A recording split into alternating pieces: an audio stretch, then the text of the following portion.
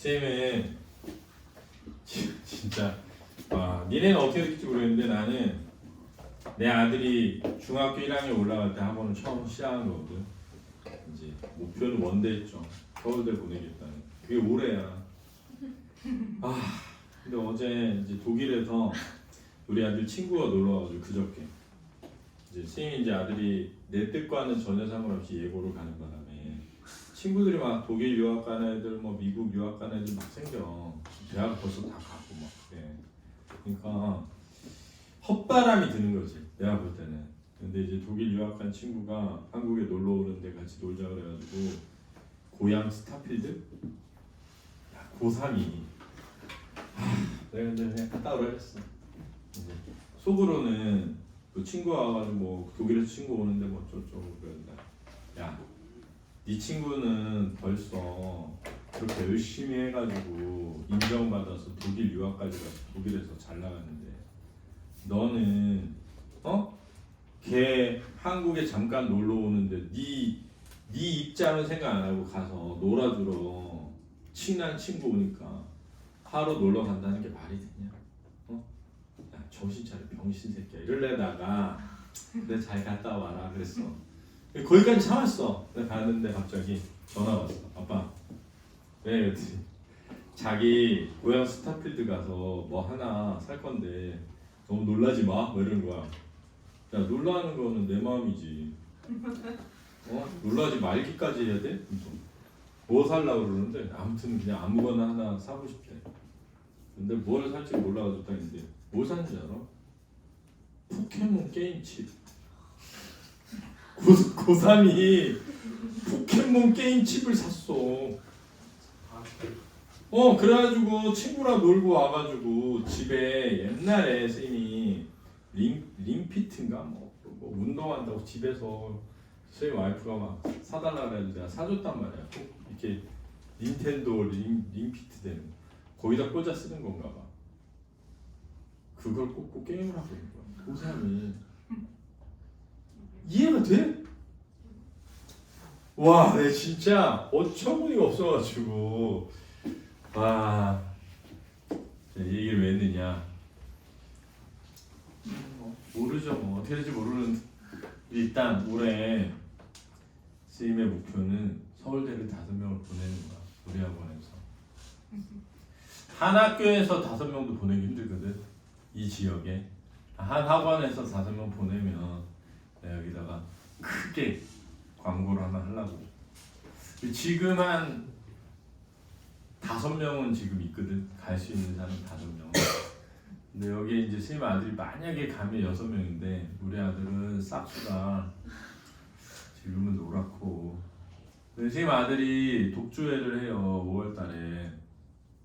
근데 얘네 중간고사 기간이어가지고 이전에 지난번에 우리 아들 연주회 때 내가 애들한테 가고 싶은 사람 말하면 선생님이 표 구해준다 그래가지고 갔었거든. 이번에도 표는 구할 수는 있는데 어디였더라? 대치동인가? 어디서 하더라고. 여기 신안 아트홀이라고 있어. 신안 아트홀에서 독주회를 무료로 해주는 거야. 그러니까 응모를 해서 자기 그걸 써야 돼. 내가 이러이러한 고등학생인데 이러이러한 곡으로 이러이러한 연주를 하고 싶으니까 나를 후원해 달라. 후원해 주는 거야. 신한은행에서. 그래서 이제 젊은 예술인들을 독주회를 할 수 있도록. 그래가지고 5월 보니까 3일이더라고. 금요일 날. 근데 그때가 딱 니네 중간고사 기간이야. 그래가지고 선생님이 전화해서 다음 주를 미뤄달라고 하긴 할 건데 그럼 10일이거든? 아마 창문은 안 끝났을 것 같고 원래 창문은 항상 일주일 늦게 끝나기 때문에 그래서 일주일이나 2주일 정도 미뤄가지고 하려고 하는데 니네 아직 선생님의 아들 친구가 다 고3이라 오라고 하기가 미안해. 부모님들이 뭐라고 생각했어? 야 너는 지금 고3인데 네 입장은 생각 안 하고 네 친구는 벌써 연주회도 한다는데 거기다 갇혀서 놀고 막 이럴 거 아니야. 그럼 내가 당한 걸 그대로 우리 고3 애들이 당하는 거잖아. 그래서 이번에 독주회는 사실 커가지고 친구들 이제 초대를 하고 싶은데 좀 미안해가지고 아무튼 그러하다. 올해 좀 뜻을 이루면 좋겠어요. 그리고 개인적으로 이제 선생님이 우리가 국어학원에서 출발을 했는데 수학이랑 영어를 강화하는 한 해로 삼아서 지금 많이 강화가 됐어요. 그래서 좋은 선생님들이 좋은 강의를 많이 하고 있습니다. 그래서 제가 뜻하지 않게 이 아이들은 꼭 국어, 영어, 수학을 다 했으면 좋겠다 하는 애들 중에 뭐 영어를 하는 애들도 있고 수학을 하는 애들도 있고 둘 다 하는 애들도 있고 해서 올 한 해가 지나면 백앤퍼스트 학원이 명실상부하게 국영수를 다 하면서 서울대를 한 5명을 보내는 학원으로 입지를 굳히면 아마 점점 더 많은 좋은 학생들이 오지 않을까. 근데 외형학장은 여기서 그치려고요. 이제 강사를 더 뽑거나 이런 거는 좀 멈추고 목표는 이 위에 5층 독서실을 먼저 매입하는 게 목표고 그게 되면 이제 그다음 4층 그 헬스장을 매입하는 게 목표입니다. 그래서 이제 5층은 자습실을 운영하고 4층은 운동할 수 있는 공간으로 만들어가지고 무료로 백앤퍼스트 학원 학생들이 지덕책 학원 그래가지고 학원에 오면 무조건 헬스장에 와서 40분간 러닝머신을 한 다음에 내려와가지고 아니야 용량은 내가 다 많이 지원해가지고 또 끊어지니? 자 보세요. 자 고전 개념을 다시 한번 정리를 해볼 텐데 표기와 관련해서 첫 번째 소리 나는 대로 적었기 때문에 이어적기가 기본적이었어. 예를 들면 내가 야 지금부터 받아쓰기 해볼까? 세종대왕이 시킨 거야. 다 써봐 받아쓰기. 다 이렇게 썼을걸? 이렇게 들리니까. 표준어라는 게 만들어진 건 1830년대야. 그 전까지는 표준어가 없어. 자기 마음대로 쓰는 거야. 그러니까 들리는 대로 쓰는 거야. 왜? 우리는 표음 문자잖아. 들리는 소리를 적기 때문에 들리는 대로 적어. 이러면 이걸 이어적기라고 하는 거야. 그렇지? 그러면 이렇게 쓰다가 어떻게 됐냐면 이딴 식으로 적으면 이 거듭적기가 되는 거야. 이렇게 적진 않았어. 그러다가 이렇게 적게 된 거지. 그렇지? 됐으니까 그래서 이어적기, 거듭적기, 끊어적기 이게 이제 중근대 국어에 오면 이렇게 되다가 현대 국어에 오면 이렇게 됐다라는 거예요. 그렇죠? 근데 이어쓰기랑은 다르다.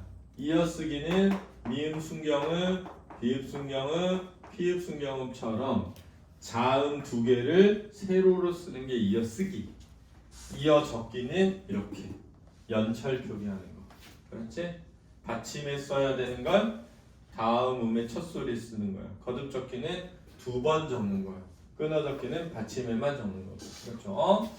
그 다음 성조는 아까 설명을 다 했는데 이제 높낮이와 관련되거나 길이와 관련되는 것이었잖아. 그지? 그런데 우리가 상성이라는 게 있잖아. 상성이 뭐냐면 낮았다 높아진 소리란 말이야. 근데 낮은 소리에서 높은 소리까지 가려면 소리의 길이가 길었어 원래. 근데 높낮이는 사라졌지만 소리의 길이는 남아있는 거지. 그래서 왜 우리 말과 말 두 개가 다르잖아. 그지? 그러니까 말 요 소리는 뭐해? 긴 소리잖니? 근데 우리는 지금 말 뒤에 두 개를 붙여. 길게 난다는 뜻이 알았지? 이해됐니? 그러니까 이게 옛날에는 뭐였을 것이다? 상성이었을 것이다 라고 추정하는 거지. 이해됐니? 무슨 말인지 알겠지? 그 다음 지금은 쓰지 않는 자음이나 모음들이 쓰였다는 것이야. 알았지? 지금은 쓰지 않는 자음이나 모음들이 쓰였는데 그 자음과 모음이 소실된 것으로 보이는 순서야. 옛날에는 10원짜리를 들고 산에 가서 사과를 먹었더니 씨앗이 남았다 이렇게 외웠어. 옛날에 외울 때는. 근데 이거는 지금 남아있는 문서들 있잖아. 문서에 쓰여 있는 걸 보고 그냥 추정하는 거야. 이걸 확실하게 안다기보다는. 근데 이 아래아는 가장 최근까지 쓰였었어. 그래서 여러분들 지금도 제주도에 가면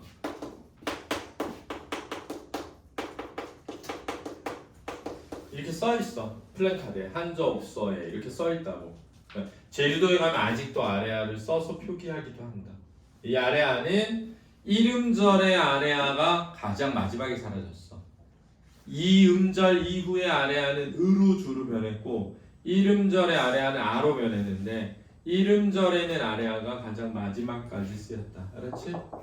알아도. 근데 여기 이제 뭐 우리가 지금 쓰지 않는 비읍 순경음, 미음 순경음 있잖아. 근데 사실은 얘는 자음이 아니라 자음을 운용하는 방식이지, 그치? 아까 내가 설명했잖아. 그러니까 이 음운이 사라진 게 아니라 이런 표기 방식이 사라진 거지.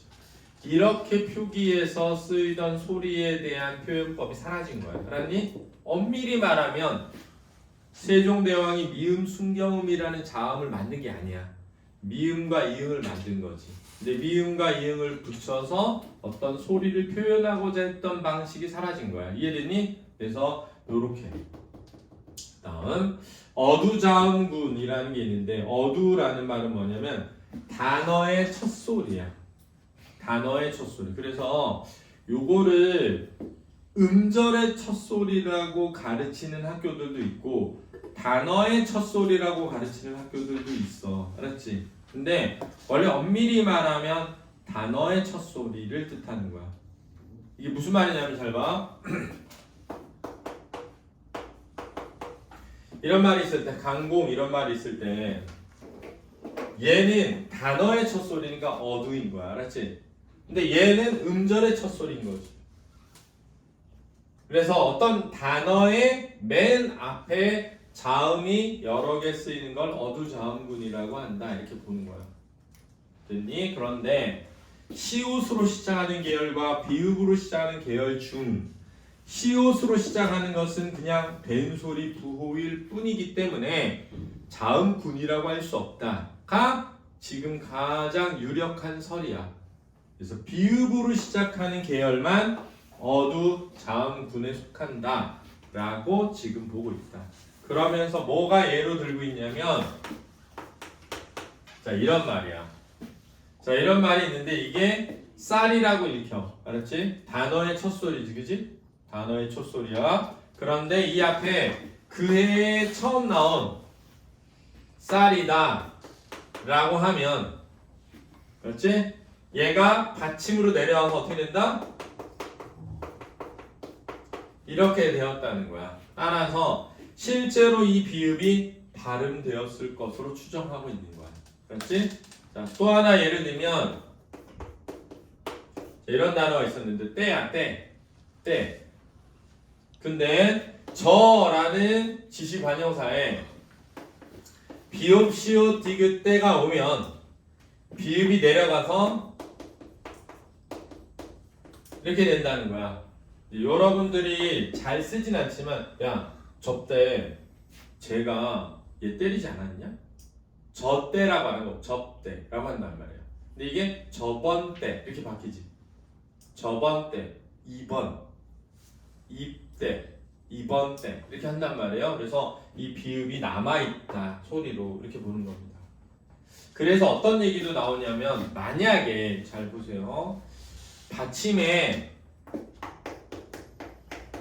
이렇게 쓰여 있다면 분명히 두 발음이 달랐을 것이라고 추정해요. 왜냐하면 소리가 들리는 대로 적었을 거 아니니? 세종대왕이 훈민정음을 만든 다음에 야 적어봐 했어. 옷 했는데 이렇게 적어. 옷 했는데 이렇게 적어. 분명 다르게 들렸을 거라는 거야. 그래서 지금 추정은 얘는 옷, 얘는 옷 이렇게 발음했을 것으로 보여. 옷 이렇게. 이해됐지? 무슨 말인지 알겠지? 그래서 원래는 이었는데 칠종성법으로 가면서 이렇게 바뀐 거야. 원래는 디귿 받침이었어.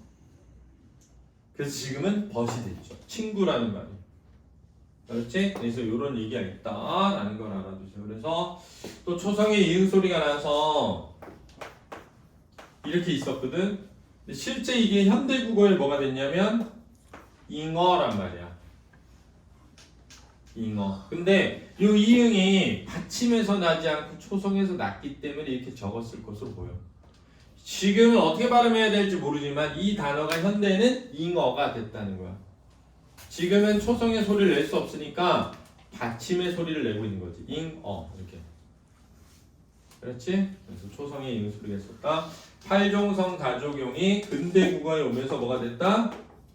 칠종성 가족용이 되었다. 이거는 아까 제가 설명했으니까 이렇게 알려져 있습니다. 됐죠? 자, 의문편 해볼게요.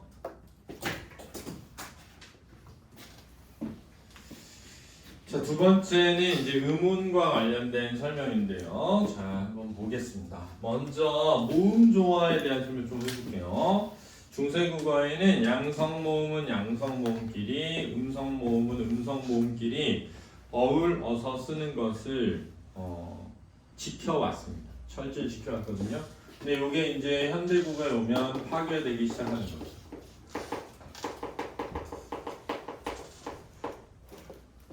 자, 예를 들면 예전에는 하날이었어요. 하날. 이렇게. 그 다음에 애였죠. 그러면 이걸 잘 보면 이런 겁니다. 자, 얘가 지금 양성이거든요. 얘도 지금 양성이죠. 그래서 얘도 지금 양성인 겁니다. 그렇죠? 근데 아래 아가 이음절에서는 아가 됐지만 이음절에서는 으가 됐어요. 그러니까 아래 아가 이음절에서는 아가 되고 이음절 이후로는 으가 되면서 모음 조화가 깨지기 시작한 거예요.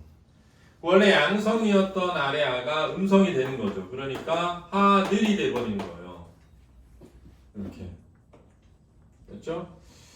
그러다 보니까 요게 음성이잖아요, 지금.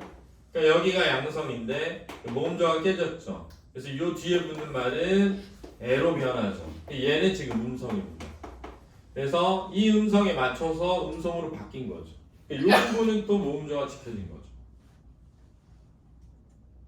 이해됐죠? 그래서 모음조화라고 하는 건 양성은 양성끼리 어울려서 쓰는 거였는데 아래아가 아뿐만 아니라 으로도 변하면서 음성모음으로 변하면서 모음조화가 깨지기 시작했다 라는 거죠.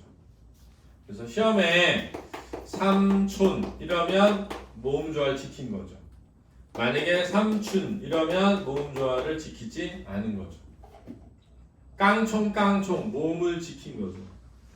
껑충 모음조화 지킨 겁니다. 그렇죠? 그러니까 현대국어에 모음조화를 지킨 것들도 있고 모음조화를 지키지 않은 것들도 있다. 그래서 그런 모음조화가 파괴된 것들이 나타난다. 이렇게 이해하면 되겠습니다. 무조건 안 지켜지기 시작했다가 아니라 그래서 지금도 잡다라는 말의 과거 시제는 아시오죠. 먹다라는 말의 과거 시제는 어시오입니다. 자, 이런 데에서 모음조화가 현재에도 지켜지는 게 있다. 그러나 철저히 지켜지지 않고 있다. 입니다. 그렇죠? 파괴되기 시작했다. 철저히 지켜지고 있지는 않다 이겁니다. 다음 국외음화 볼까요? 변천의 국외음화라는 게 있습니다. 이건 뭐냐면 한 형태소 내의 변화고요. 17세기에 임진왜란이 일어나면서 임진왜란 이후에 지읒이 치음에서 국외음으로 변했습니다. 그러면서 국외음화가 일어나기 시작했죠. 옛날에는 표디라고 되어 있었는데 지금은 뭐라고 쓰죠? 표지 이렇게 되겠죠. 뜻을 펴지 이렇게. 자, 펴지라는 말은 펴다라는 말이거든요. 이렇게 되겠죠? 펴지. 그래서 이렇게 되는 겁니다. 네, 교훈이라는 말인데 교훈은 좋다라는 말이죠. 이렇게 변했죠. 디귿이 지읒으로. 그렇죠? 이렇게 되겠죠, 지금. 그런데 한 단어 내에서의 변천은 17세기 이후로 일어났고요. 지금 현재 국외음화는 변동으로 다룹니다. 그래서 굳이와 같은 이런 단어, 갇혀와 같은 이런 단어에 일어나는 거죠. 그렇죠? 그래서 발음이 굳이, 갇혀로 나는 거죠. 자, 원순모음화 잘 보세요. 원순모음화라는 건 뭐냐면 미음이나 비읍이나 피읍 같은, 그렇죠? 입술 소리 뒤에 의 모음이 오면 이 의 모음이 원순 모음인 오나 우로 변화하는 것을 원순 모음화라고 하는 겁니다. 따라서 스물은 뭐가 됐죠? 스물이 된 것이죠. 그렇죠? 근데 서르라는 말도 서로가 됐는데 이때는 원순 모음화라고 하는 건 아닙니다. 그렇죠? 왜냐하면 미음, 비읍, 피읍 뒤에 의가 아니기 때문에 그냥 서르가 서로가 되었을 때 원순 모음이 아닌 것이 원순 모음이 되었다라고 할 수는 있지만 이걸 원순 모음화라고 하지는 않는다는 걸 알아주세요. 다음 전설 모음화는 뭐냐면요. 자, 아참이라는 말은 아침이 되거든요. 근데 아침이 나중에 뭐가 됐다? 아침이 된 겁니다. 이걸 전설 모음화라고 하는 겁니다. 전설 모음이 아닌 것이 전설 모음으로 변하는 거죠. 따라서 중세국어에는 전설 모음화가 일어나지 않았다. 중세국어에는 원순 모음화가 일어나지 않았다라는 겁니다. 그렇죠? 중세국어에는 모음조화가 지켜졌다. 그렇죠? 중세국어에는 국외음화가 일어나지 않았다는 겁니다. 그러니까 얘네 세 명은 중세국어에는 일어나지 않았다가 나중에 일어난 것으로 변화하는 것입니다. 그렇죠? 기역 탈락은 중세국어에 실제로 있었던 겁니다. 기역 탈락은 리을 받침 뒤 또는 반모음이나 서술격 조사 이 뒤에 나오는 기역이 탈락되어서 적히는 겁니다. 그렇죠? 야, 그러지 말고 라고 했는데 그러지 말고 라고 해야 되는데 중세국어에 보면 말오라고 되어 있다는 거예요. 왜냐? 리을 뒤에 오는 기역이 탈락해서.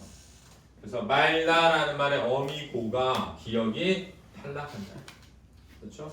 그래서 입, 시울 더하기 과 이래야 되는데 조사에 있는 과가 리을 뒤에 탈락해서 입시울 와라고 적혀 있다는 겁니다. 그렇죠?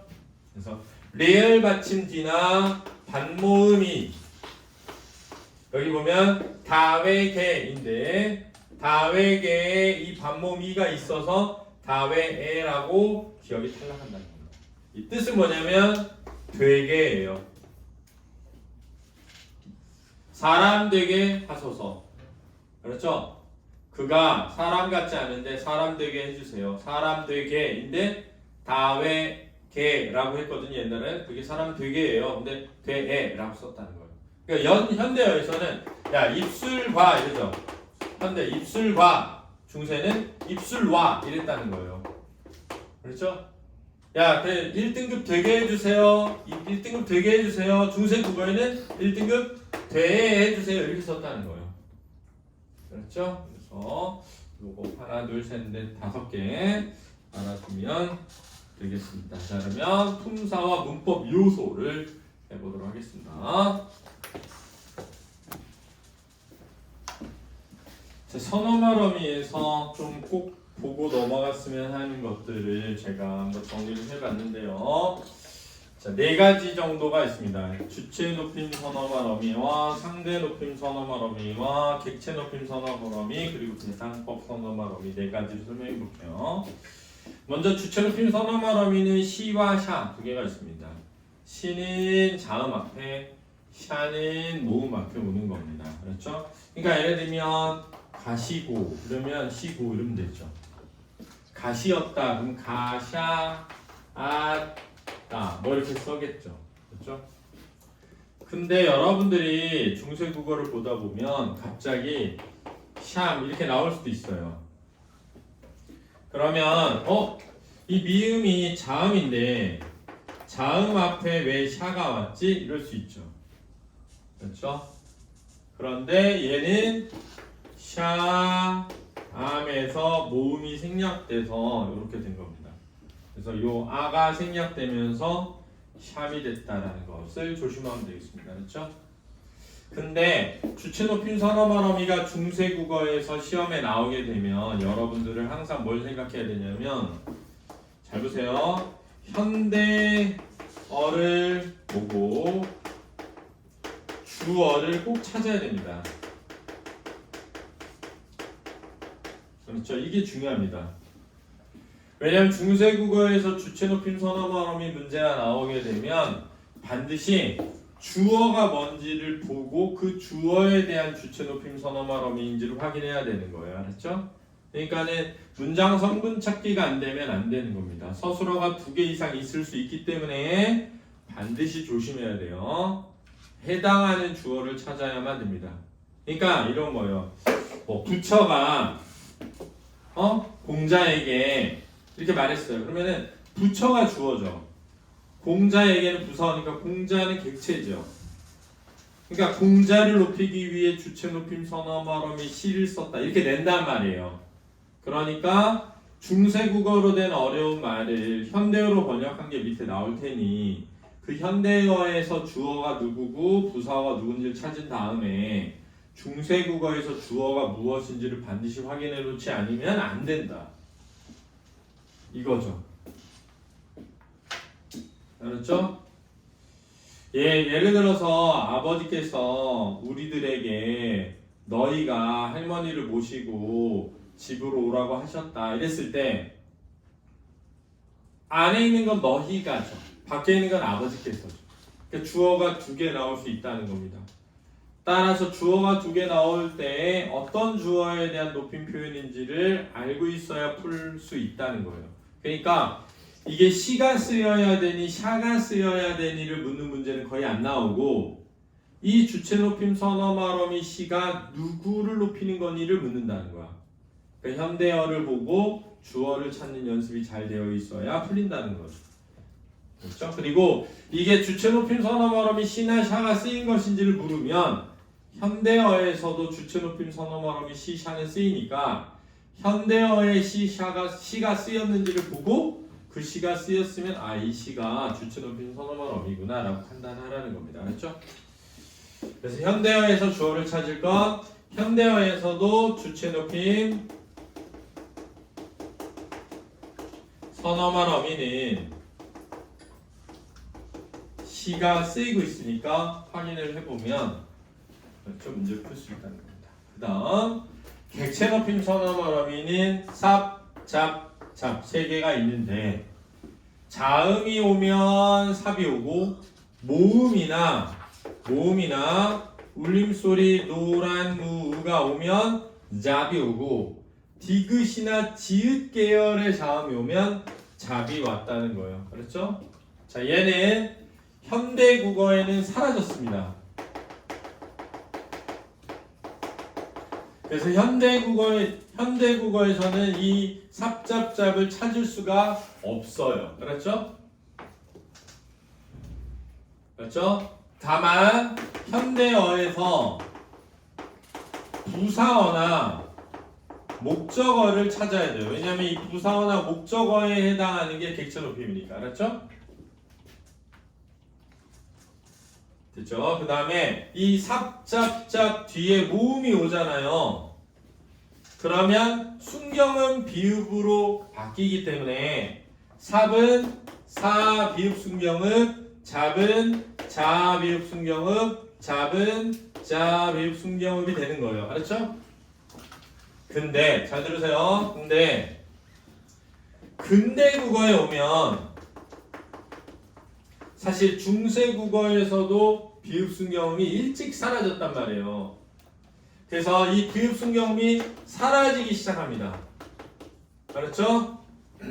그러면 오나 우가 돼요. 그래서 근대 국어에 오면 아예 거의 사라지거든요. 그래서 이런 겁니다. 잘 보세요.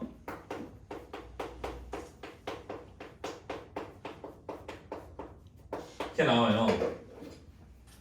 받자한 것이라 이렇게 나온단 말이에요. 근데 이 시험 문제 어떻게 되냐면 주체 높임 선어머럼이 C가 쓰였다 이렇게 나온단 말이에요. 근데 현대어를 보면 이렇게 나온단 말이에요. 부모님께 받은 것이다 이렇게. 자, 누가 받은 거냐면 우리가 받은 거죠. 누구에게 받았죠? 부모님께 받았죠. 그러니까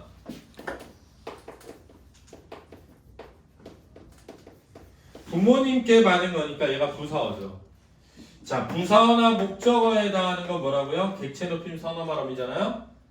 그럼 객체 높임 선어 발음은 삽잡잡이잖아요. 근데 잘 보세요. 받다라는 말이잖아요. 그럼 얘가 받다라는 어간이지 않습니까? 그죠?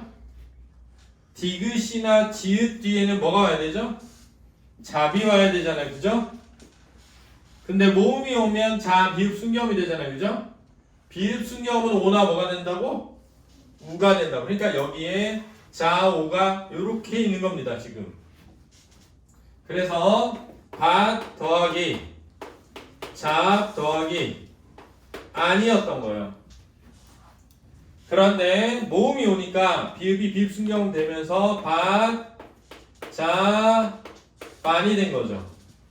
근데 비읍 순경이 오나 우가 되니까 받자, 온이 된 겁니다. 따라서 객체 높임 선어 머러미가 쓰였죠. 그래서 삽, 잡, 잡의 형태가 아니라 사 비읍 순경읍, 자 비읍 순경읍, 반치음자 비읍 순경읍의 형태로 나올 수도 있고 비읍 순경음이 오나 우로 바뀌어서 나올 수도 있으니까 조심하자. 요겁니다. 됐죠? 됐죠? 상대 높임 선어와 러미는 어디 쓰이는 거냐면 서술어 맨 뒤에 쓰이는 겁니다. 그 서술어 맨 뒤에 어미 이나 이시 쓰이면 청자를 높이는 거예요. 상대는 청자를 높이는 거니까 청자를 높이는 상대 높이는 선어말하고 쓰인 거죠. 이때 의문형 종결어미에는 이가 아니라 뭐가 쓰였다? 이시 쓰였다. 뭐뭐하니 it가 이렇게 나온단 말이에요. 뭐뭐하니 it가 할 때 it 청자를 높이는 겁니다. 알았죠? 됐죠? 그 다음 인칭법 선어말어미와 대상법 선어말어미라는 게 있는데요. 아직 수능에 출제된 적은 없습니다. 알았죠?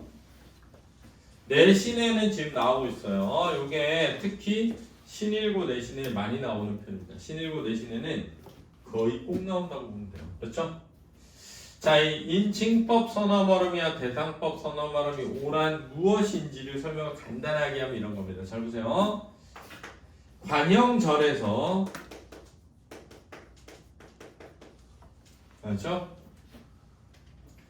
수식을 받는 단어가 그렇죠?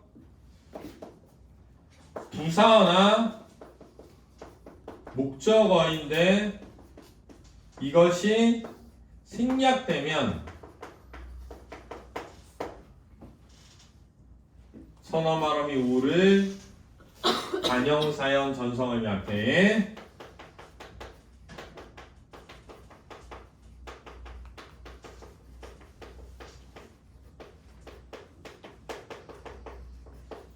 오를 붙이는 겁니다. 이게 대상법 선어말음이 오가 되겠습니다.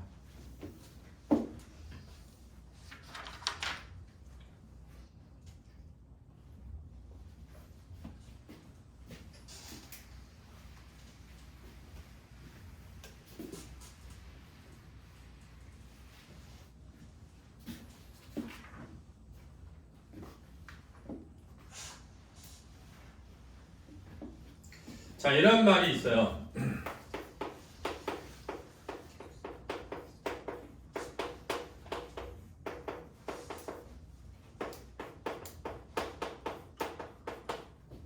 자, 니르고조 홀페이셔도 이렇게 되거든요.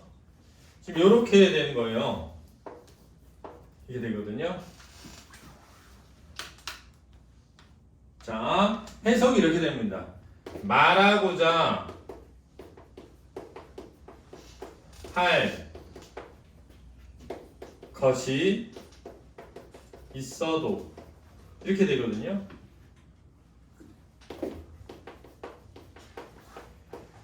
어리석은 백성이 말하고자 할 것이 있어도 이렇게 되거든요. 그럼 잘 보세요.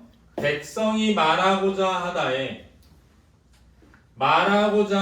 관형, 사형, 전서 및 리을이 오잖아요.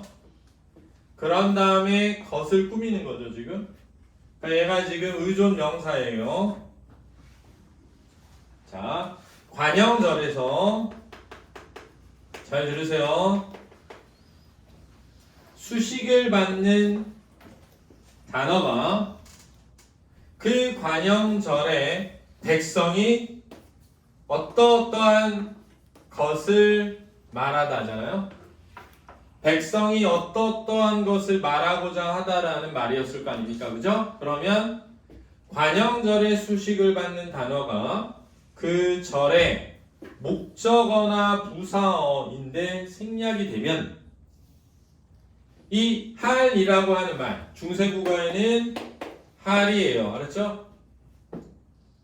여기에 관형, 사형, 전성, 어미 앞에 목적어나 부사어가 있었는데 생략됐어 라고 하면서 오를 집어넣으라는 거예요. 그럼 어떻게 되냐면 이렇게 되죠. 그러면 아래 아가 탈락하면서 이렇게 된다. 그래서 원래는 니르고저 할배이셔도인데 목적어인 것을이 생략되었다는 것을 표기하기 위해 오를 집어넣어서 니르고저 홀베이셔도가 됐다는 겁니다. 원래는 니르고저 할베이셔도인데 니르고저 홀베이셔도로 바뀐 이유는 대상법 선어말음이 오가스였기 때문이다라는 거예요. 그렇죠? 그럼 인칭법은 뭐냐? 주어가 1인칭일 때, 그렇죠? 서술어 마지막 종결어미 앞에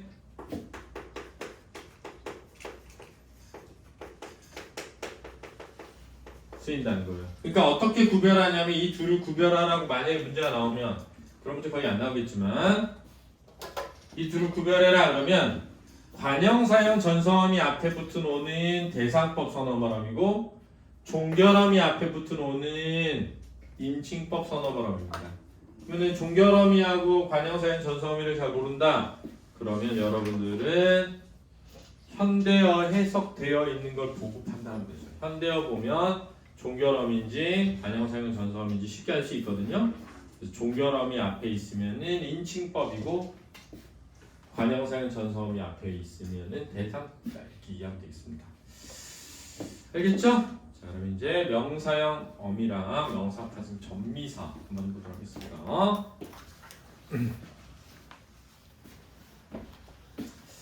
자, 이번에 명사형 어미, 명사파생 전미사 두 가지를 좀 설명해 보려고 하는데요. 먼저 명사형 어미에는 기가 있었고요. 명사 파생 전미사에는 암, 애, 의 등이 있었습니다. 이거 말고도 더 있어요. 그렇죠? 요걸 이제 설명하기 전에 선생님이 먼저 이런 것을 설명해 보고 싶어요. 잘 보세요. 앞에 보세요. 얼다라는 말이 있습니다. 용언이에요. 얼다라는 말이 있을 거예요. 거기에서 이제 내가 물이 이렇게 할 수 있잖아요. 물이 이렇게 할 수 있잖아요. 그러면 중세국어에는 얼다라는 말에 um을 붙였다는 거예요. 이해됐나요? 그러면 어떻게 되냐면 어룹이 됐겠죠. 그죠? 왜냐하면 이어적기 됐을 테니까, 그지? 근데 물이 얼어있는 어떤 것, 그렇죠? 물이 얼어있는 어떤 것을 얘를 뭐라고 부를까? 라고 할 때 얼어서 된 무엇이니까 얘를 얼음이라고 해요, 우리가. 얼음이 이렇게. 근데 만들 때 얼다에 명사를 만들어야 되니까 음이 붙어서 얼음이라고 적었다는 거예요. 근데 얘를 끊어 적게 하면 뭐가 되죠? 얼음이 되는 거고, 현대 국어에서는 뭐라고 적는 거죠? 이렇게 적은 거죠. 됐습니까?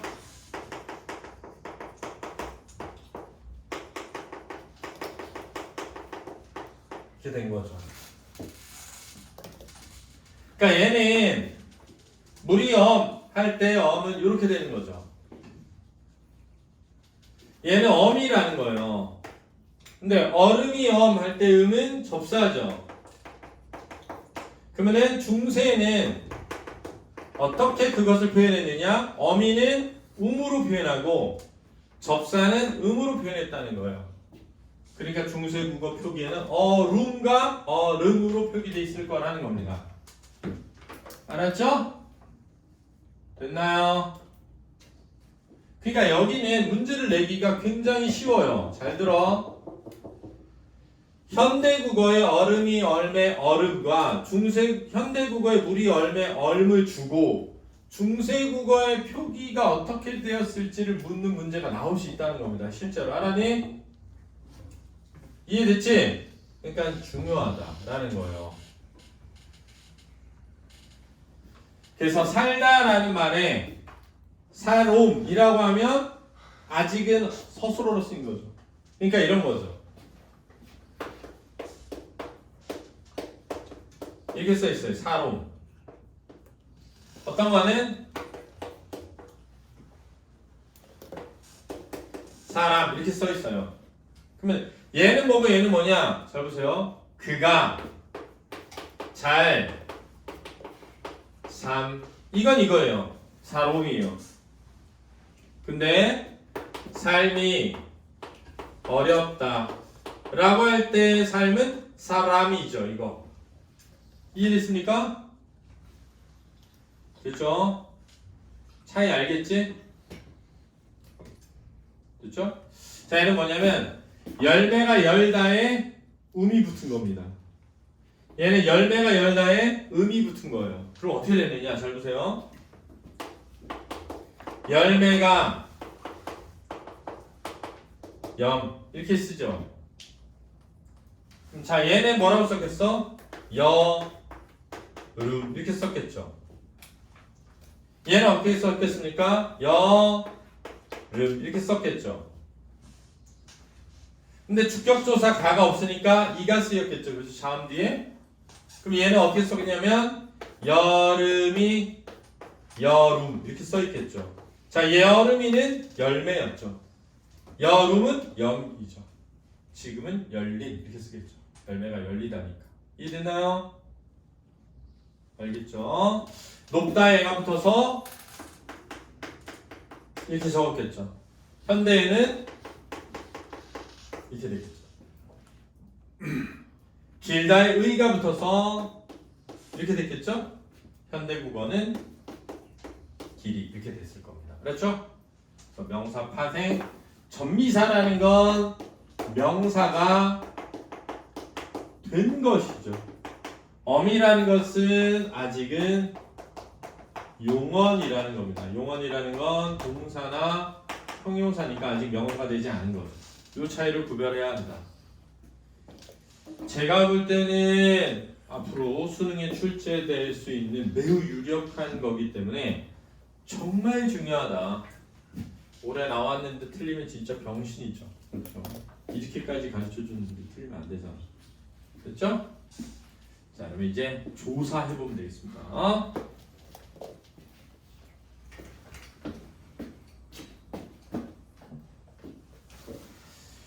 자, 다음은 조사인데요. 조사에는 주격조사, 서술격조사, 목적격조사, 복격조사, 관형격조사, 부사격조사, 혹격조사 등이 있습니다.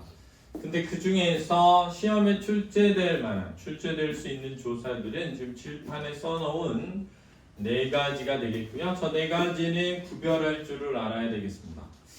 주격조사의 특이한 점은 가라는 게 없다는 거죠. 그래서 이만 있는데 세 종류가 있다. 제로 이렇게 세 가지가 있다는 거예요. 근데 세 개가 다 형태가 비슷하기 때문에 제가 가르칠 때 1번 주격조사, 2번 주격조사, 3번 주격조사라고 설명을 많이 합니다. 그래서 니네 이거 몇 번 쓰였니? 이렇게 말하거든요. 그래서 몇 번입니다. 이렇게. 그런데 이제 예를 들어서 이런 거죠. 예를 들어서 이렇게 쓰여요. 몇 번이 쓰였니? 그럼 1번이죠. 왜냐하면 사람이라는 자음 뒤에 쓰인 이니까요. 근데 형태는 그냥 2번처럼 보여요. 2번처럼 보이지만 1번이라는 걸 좀 조심하면 되겠죠. 이해됐죠? 이해됐죠? 근데 이제 이런 문제가 나올 수 있습니다. 예를 들어서 배 즉시 놀라 이렇게 나왔어요. 배 즉시 놀라 이렇게 돼 있는데 현대어를 딱 봤더니 보가 즉시 놀라서 이러잖아요. 보가 즉시 놀라서 그럼 2번이 쓰인 거죠. 만약에 되가 즉시 놀라서 이렇게 나오잖아요. 되가 즉시 놀라서 그러면 3번이 쓰인 거죠. 이게 사람 이름인데 그 사람 이름이 보면 2번이 쓰인 거고 되면 3번이 쓰인 겁니다. 이런 거 조심하면 되겠습니다. 맞죠? 그래서 예를 들면 공제 이렇게 나온단 말이에요. 공제 2번이 쓰인 거죠. 모음 뒤에 이 온 거죠. 알았죠? 조심하자. 그 다음 요 이 모음의 주격 조사일 때도 있고요. 관형격 조사일 때도 있으니까 조심해야 됩니다. 요거 알았죠? 그래서 예를 들면 이런 겁니다. 잘 보세요. 네 이렇게 나왔습니다. 네 가논데 이렇게 되어 있다고 해볼게요. 현대어에 이렇게 나옵니다. 내가 가는 곳 이렇게 나옵니다. 몇 번이 쓰인 거죠? 내 가논데 내 주격조사 몇 번 쓰인 겁니까? 2번 쓰인 겁니다. 근데 이거를 애들이 3번 쓰인 줄 아는 애들이 있어요. 왜냐면 내 가의 가가 주격조사인데 주격조사에 해당하는 게 없네 이렇게 해서 틀리는 거예요. 그게 아니고 얘는 나라는 말에 이가 붙어서 주격조사 2번이 쓰인 거고요. 현대어에 오면 나라는 말에 이가 접사라고 보고 네라는 단어가 만들어진 뒤에 주격조사 가가 붙은 것으로 보는 겁니다. 이게 현대국어죠. 됐죠? 따라서 현대국어의 가가 주격조사인데 중세국어의 현대국어의 네는 나 1인칭 대명사예요. 나라는 말도 있고 네라는 말도 있는 거예요. 1인칭 대명사에. 따라서 여기에는 가라는 자리에 없는 것처럼 보이지만 중세국어의 이 이가 주격조사이기 때문에 3번이 아니라 2번이 쓰인 것이다. 이게 이제 첫 번째 중요하고요. 두 번째는 네 마음 이렇게 나왔어요. 그럼 현대국어에서 뭐라 나오냐면 내 마음 이렇게 나온단 말이에요. 현대국어에서는 잘 보세요. 내라는 체현 뒤에 관형격 조사가 생략된 상태로 관형어의 기능을 하는 거죠. 체현 단독형 관형어입니다. 중세국어에서는 나라는 체현에 관형격 조사 이가 붙어서 마음을 꾸미는 겁니다. 따라서 똑같은 내지만 위에 있는 내는 주격 조사고요. 밑에 있는 내는 관형격 조사라는 것을 알아야 됩니다. 이게 시험에 나올 수 있는 두 번째예요. 지금 아까 명사형 전성음이랑 명사 파생 전미사 오래 나올 수 있고요. 두 번째 주격 조사 2가 관형격 조사 2와 형태가 같은 게 있다는 것을 아는 문제가 나올 수 있다는 겁니다. 제가 분명히 말해줬어요. 나왔는데 틀린다. 아, 진짜 할 말이 없는 거죠. 됐죠? 그 다음에 목적격 조사는 알, 을, 날, 를, 리을이 있었습니다. 알, 을, 날, 를, 리을을 한번 보면 이런 겁니다. 잘 보세요. 만약에 밥이라는 말이 있다고 해볼게요. 그럼 양성 모음의 자음이니까 알이 와죠. 따라서 밥알 이렇게 될 겁니다.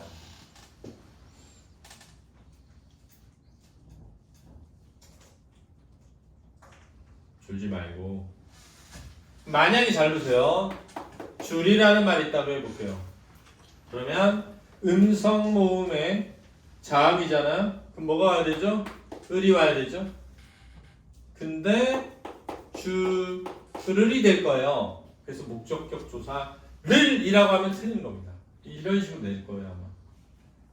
목적격 조사 를이 아니라고요? 을이죠. 이해됐니? 살을 말랐다라고 해볼게요. 살이라는 말에 목적격 조사 알이 오겠죠? 근데 사랄이라고 하겠죠. 목적격 조사 알이다. 중요하다. 됐습니까? 그럼 나라는 말에는 랄이 왔겠죠. 너라는 말에는 르이 오겠죠. 그죠? 근데 가끔 나라는 말에는 리을이 오기도 합니다. 날. 너라는 말에 리을이 오기도 하죠. 널. 그렇죠? 날 좋아해. 널 좋아해. 할 때 널은 너리을입니다. 목적격 조사라는 걸 잊지 마세요. 됐습니까? 자, 그 다음 관형격 조사에는 애와 의와 시옷 이가 있는데요. 애와 의는 유정명사 양성 음성에, 시옷은 무정명사나 높임명사의 체언에 오는 겁니다. 알았죠? 이는 특수한 체언에 왔으니까 알아두셔야 되고요. 시험에 나올 만한 게 뭐가 있냐면 이 의가, 이 애나 의가 부사격 조사에도 있거든요. 그래서 이게 나올 수 있어서 선생님이 제가 이거 나올 수 있다라고 했는데 그게 나왔어요. 어떻게 나왔느냐? 이렇게 나온 거예요. 잘 보세요.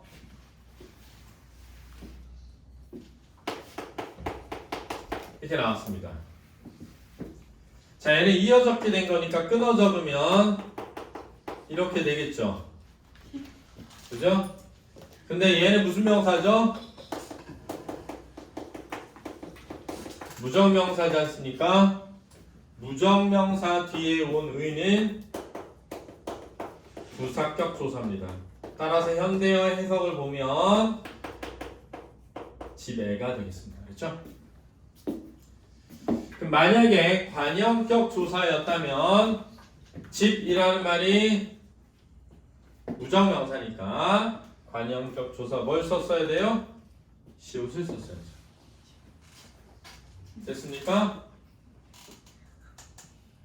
이해되니? 자, 요게 나왔었습니다. 이건 나왔어요. 한번 알아두시고요. 그래서 이런 거 있죠?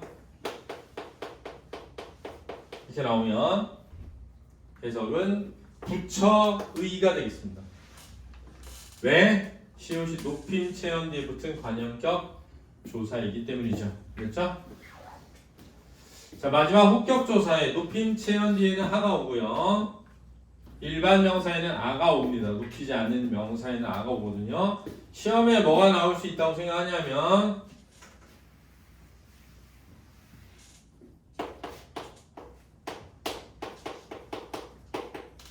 이렇게 나와요. 딩아 돌아 이렇게 나오거든요. 여기 아래 하나 안 나왔다. 이렇게 해석이 징아 돌아입니다. 호격조사는 징아 돌아죠. 그래서 돌은 히읗 종성체언입니다. 하가 아니에요. 그러나 링금하 이렇게 나오면요, 이때는 하가 호격조사입니다. 그렇죠? 그래서 나올 수 있는 건 높임의 하, 일반의 아인데 돌 뒤에는 왜 하가 왔냐? 돌이라는 단어는 돌히읗 플러스 아였다는 것만 좀 알아두세요. 그렇죠? 고려가에 나오기 때문에 알아두면 좋겠습니다. 나머지 서술격 조사는 주격 조사랑 형태가 같아요. 복격 조사도 그렇거든요. 부사격 조사는 굉장히 많기 때문에 아까 얘기했던 조심해야 될 부분만 좀 잘 봐두면 어렵지 않게 풀 수 있을 거라고 생각합니다. 자, 그러면 넘겨서 의문문이라고 되어 있는 거 잠깐 볼게요.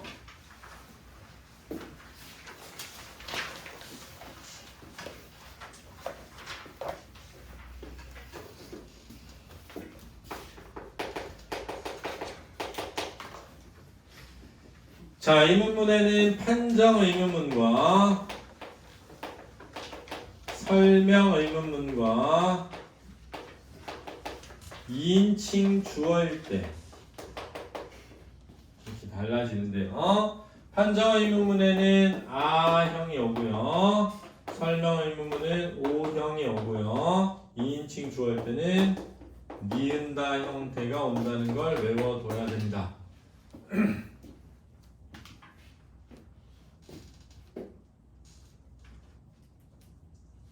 자, 이런 거죠. 가니? 라고 할 때 가, 안 가? 이렇게 판정이죠. 어디 가니? 이렇게 하면 집에 설명이죠.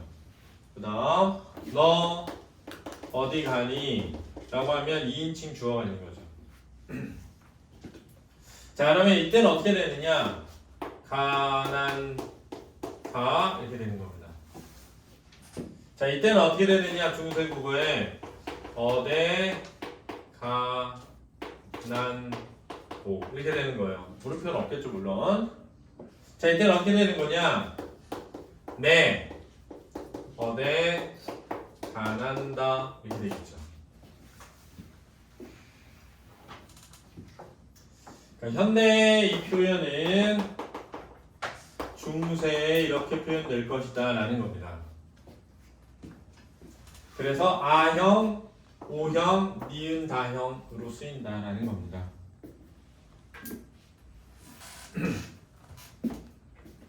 그 다음 얘는 지금 어미에 쓰인 거거든요. 근데 조사에도 쓸 수 있다는 거예요. 조사에도.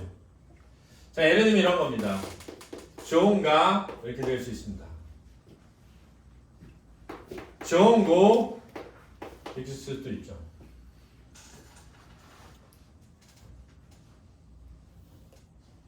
됐습니까? 자, 그러면 이게 중세 국어에 쓰인 의문문인데요. 좋은가의 가는 이렇게 되는 겁니다. 좋은고의 고는 이렇게 되는 거예요. 종이라는 말 뒤에 붙은 조사, 보조사입니다. 얘네가 무슨 보조사냐? 의문 보조사예요. 그래서 보조사에서 가와 고를 알아둬야 돼요. 그렇죠? 그럼 얘는 뭐냐면 가다라는 말이 현재 시제에 가가 붙은 거고요. 가다라는 말이 현재 시제에 고가 붙은 거예요. 그렇죠? 어미입니다. 얘는 어미예요.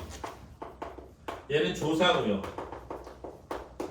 너 어느 집 종이니? 라고 할 수도 있죠. 너 종이니? 이럴 수 있죠. 너 종이니? 그럼 종가? 이렇게 되는 거야. 나 종 아니야. 이렇게. 나 평민이야. 이럴 수 있잖아. 너 어느 집 종이야? 어대 종고 이렇게 된다는 거예요. 이때 가와 고는 어미가 절대 아니다. 조심해라. 체언 뒤에 붙어 있는 건 조사다. 이걸 조심하면 되겠습니다. 알겠습니까? 그 다음 그 밑에 보면 시제 표현이라고 되어 있는데요. 더 나리입니다. 과거는 더, 현재는 나, 미래는 리예요. 근데 옛날 교재에 아래아가 깨져서 나왔어. 그래서 아래아 깨져서 나온 거 고쳐주세요. 거기 아닙니다. 앞에요. 앞에. 하나 더 앞에. 거기 왼쪽. 아니, 왼쪽. 거기 위에 두 번째 칸에 시제 표현 보이죠? 더 날이에요. 나인데 아래아가 깨져서 옛날 교재 가지고 있는 사람 아래아가 현재 앞에 점으로 찍혔어. 그 다음에 있다라는 말이 중세국어에 있었거든요. 있다라는 말은 원래 완료 후 지속으로 쓰여요. 현재. 잘 봐. 넘어져 있다 이런 거예요. 근데 이 it이 합쳐져서 엿이 된 거예요. 그래서 과거 시제의 선어말어미에 더만 있었는데 at과 ot과 엿이 만들어진 겁니다. 알았죠? 이 과거 시제 선어말어미 at, ot은 it에서 온 말입니다. it이 합쳐서 ot. 알았죠? at, 엿 이렇게 바뀐 거예요. 그 다음에 나라는 말과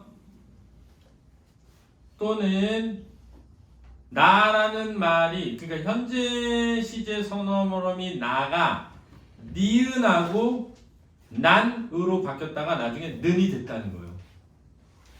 자 지금 보면 잘 보세요. 던, 니은, 은, 는, 일, 을 이렇게 얘기하잖아요. 선어말어미가 그죠? 종결어미는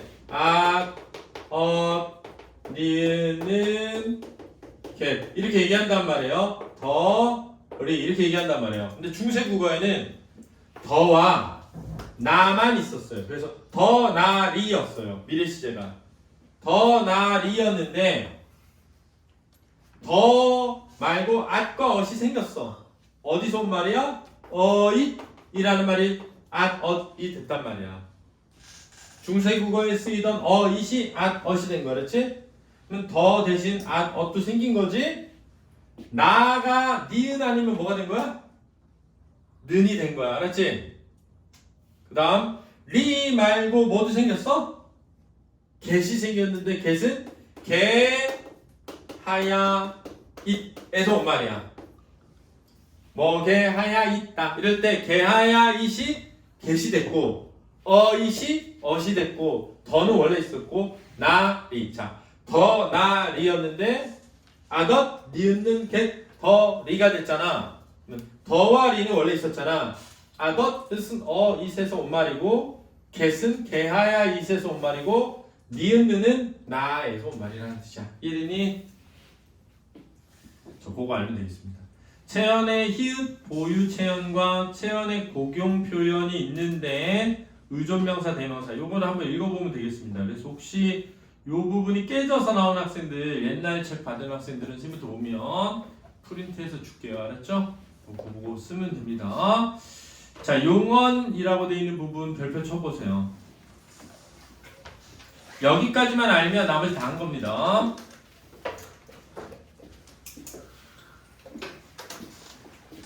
자, 여기까지만 하면 이제 끝나는 거예요. 좀만 기다리세요.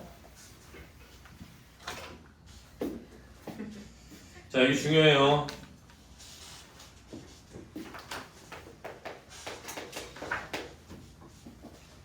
잘 보세요.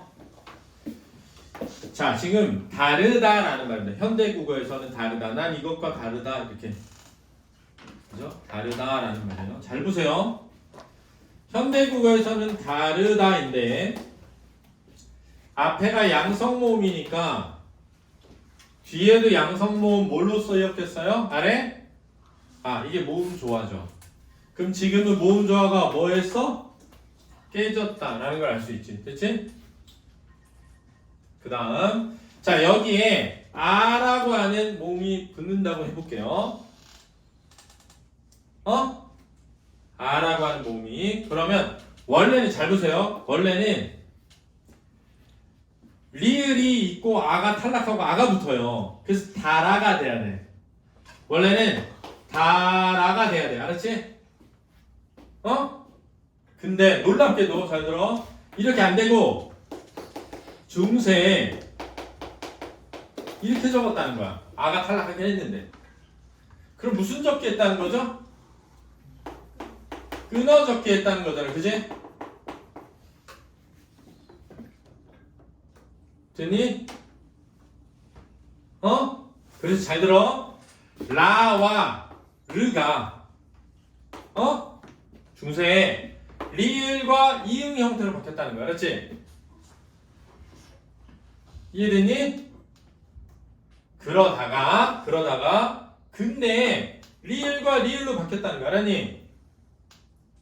자, 중세에는 리을과 이응으로 바뀌고 근대에는 리을과 리을로 바뀌었대. 이게 거듭적기 된 거거든? 그럼 자, 얘가 근대에 오면 거듭적기 돼서 뭐가 되게 돼? 그렇지. 근데 현대 국어에서 다르다에 아가 붙으면 뭐가 되지? 달라가 되잖아. 자, 얘를 르가 리을 두 개로 바뀌었다라고 해서 얘를 르 불규칙 활용이라고 우리가 지금 한다는 거야. 그렇지?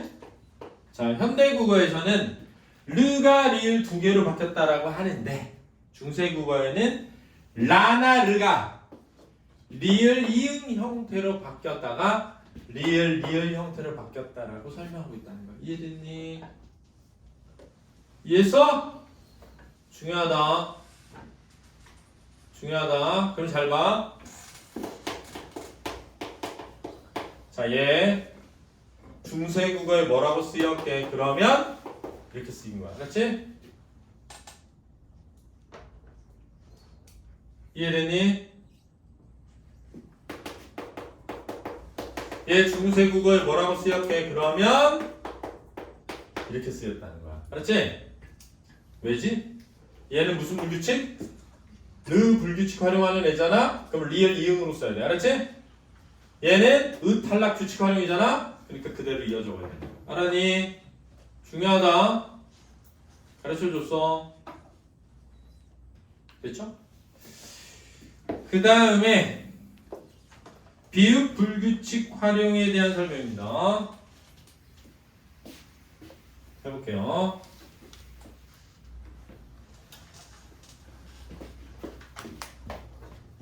자, 이런 겁니다. 잘 보세요.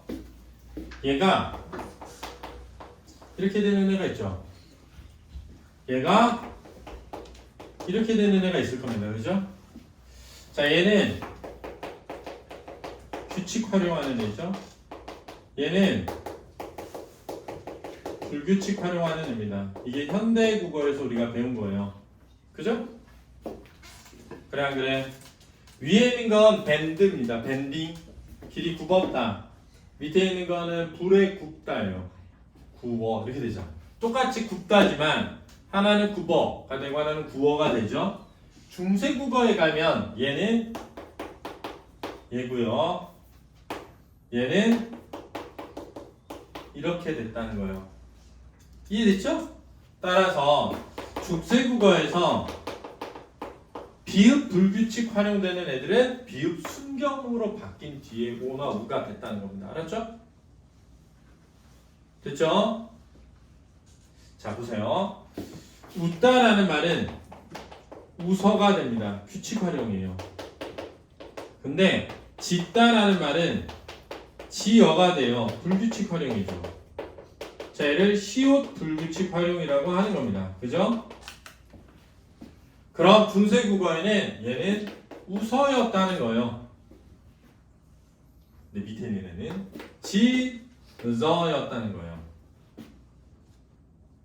그래서 시옷 불규칙 활용하는 애들은 반치음으로 바뀐 뒤 탈락했다는 걸 알 수 있습니다. 알았죠?